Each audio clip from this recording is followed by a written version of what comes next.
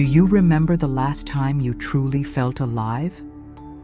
Not just existing, not merely surviving, but truly living? When your breath felt deeper and your heart felt lighter. Today, we're talking about you, about the woman who buried her dreams under years of shoulds, who smiles while hiding a storm inside, who forgot that her soul is not ashes, but fire.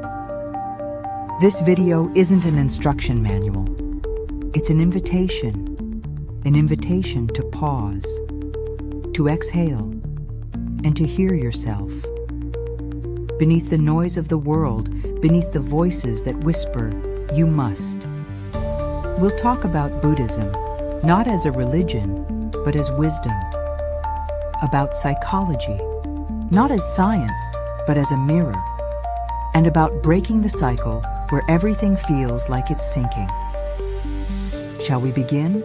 Imagine, you are a river. You flow, curving around stones, nourishing the earth. But one day you hear, you must become the ocean, stronger, wider, deeper. And you start breaking your own banks, trying to become something you're not. That's how we lose ourselves. Chasing roles, perfect employee, dutiful daughter, convenient friend, we forget to ask, what do I want? Buddhism calls this clinging. We cling to images given by society, suffer, but are afraid to let go. Why?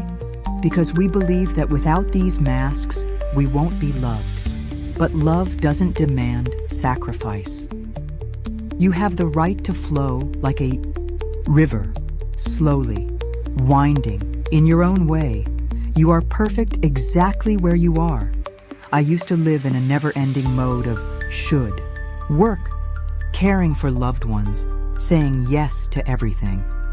I couldn't say no, not because I didn't want to, but because I was scared. Scared they would stop loving me, that they'd think I was selfish. The turning point came when burnout hit me like a wall. I was drained. I couldn't even get out of bed. That day I realized either I start living for myself or I disappear, physically, emotionally. That was the start of my return. Psychologists call it the burnout spiral. You say yes to your boss, your friend, your family. You feel anger at yourself, others, the world. You feel shame about that anger.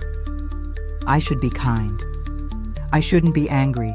You overcompensate by doing even more, and it repeats like quicksand. The more you fight, the deeper you sink. How to stop it? Step 1, slow down. Not for an hour, just a moment. Ask yourself, what do I feel right now? Anger, exhaustion, pain?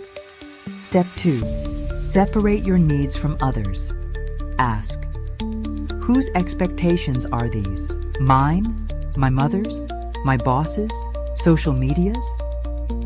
Step 3, practice small no's.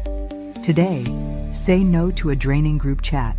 Tomorrow, decline overtime. It's not selfishness, it's clarity.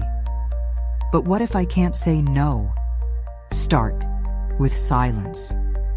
Don't rush to save. Wait. Breathe. Let others learn to manage.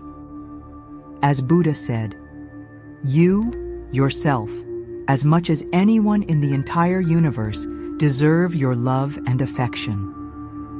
There is a practice in Buddhism called metta, the meditation of loving kindness.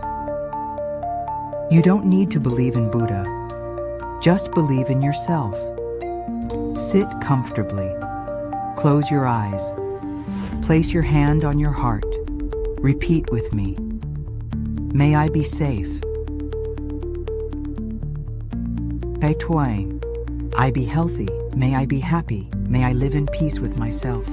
At first, it may feel fake. A voice may whisper, you don't deserve this. That's normal. Keep going. Do this 5 minutes a day. In a month, you'll feel You are not just pain, you are love. Self-compassion is the courage to be kind. To yourself in a world that constantly criticizes you. You get angry, you feel jealousy, you compare, and then you punish yourself for it. Carl Jung said, "The shadow is the part of ourselves we deny, but until we accept it, it controls us." Exercise. Take a notebook. Write, "I allow myself to be imperfect."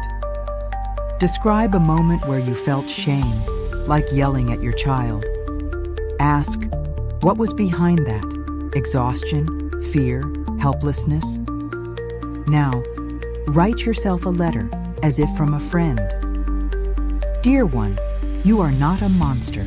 You are human. You have the right to make mistakes. This isn't an excuse. It's a path to freedom. Self-punishment is not love. You are not a victim, even if the world wants you to believe that. Ritual. Find a quiet place. Light a candle. Write down what keeps you trapped. Fear of loneliness. Guilt toward parents. Debt. Read it aloud. I thank you for the lesson, but now I choose freedom. Burn the paper, or tear and bury it. Why do rituals work? Because they send a signal to body and mind. The old story is over. A new one begins. The lotus blooms exactly where no one believes life can grow. You may say, "These are just nice words," but my reality, I know, life won't magically turn into a fairy tale, but you already have what can change everything: attention to yourself. Next time you feel like you're drowning, remember, even in the deepest water, you can learn to float. Or simply lie on your back and look at the sky. You don't have to be strong. You just have to be alive. And that is enough. And that is enough. Thank you for giving yourself this moment. If you wish to continue the journey, I'll be here. Until then, breathe. And remember, you have the right to be yourself. Without masks, without guilt, without apology.